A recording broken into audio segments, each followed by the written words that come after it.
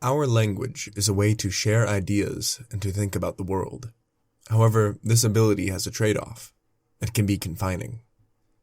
Everyone has their own particular view of the same language. The same word has slightly different meanings between the speaker and the listener. Also, there are less words than there are ideas, so ideas have to be cut down and conform to the language they are expressed in.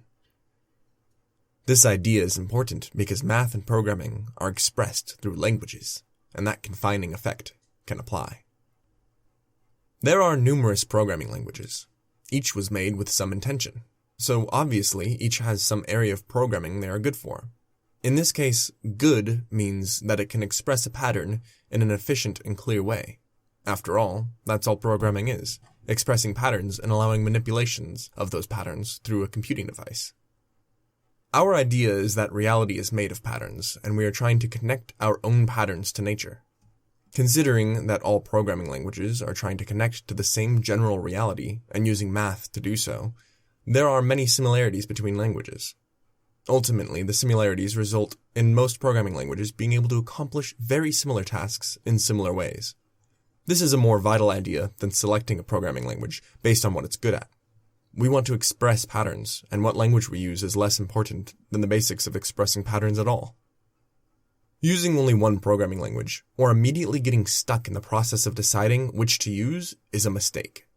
Just as knowing only one communication language can limit the way you are able to form ideas, using one programming language can potentially limit you in a similar way. It may be more beneficial to understand the underlying patterns of reality that you are trying to express, the way you want to express it, and how you want to connect the two. Then any programming language that is sufficient can be used. More intentional selection of a programming language is a secondary skill that will grow over time. So, before selecting a programming language we want to create a game in, let's develop a game in pseudo-language. We just want to straighten out all of the patterns of a game, and then the programming aspect will be a simple transcription and solving any technical issues. I know for myself, I'm eager to make a game already. The next few videos will do just that, create a game. The patterns of a game are the essence of it. You can fully develop chess without ever carving a pawn from ivory. Once the pattern is established, we can select a language to express the patterns in and make it into software. First things first, what kind of game do we want to create?